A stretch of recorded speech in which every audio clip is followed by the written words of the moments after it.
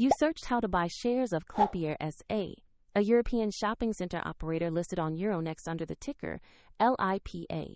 This video explains the basic steps and is for educational purposes only. You need a broker to buy LI.PA, and I'll use eToro as a neutral example to show the process. After registering, you will normally verify your account with an identity document and add funds to trade.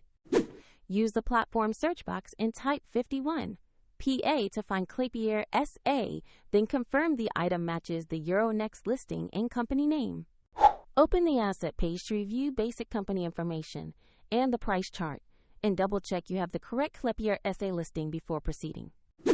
To invest, click Invest or Buy. Choose the amount you want to allocate, review the order details, and confirm.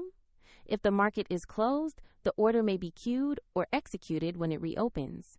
And if you lack funds, the platform will prompt you to add them before completing the trade. Your new position will appear in your portfolio once the trade is executed. For convenience, the eToro link is in the description if you want to explore further.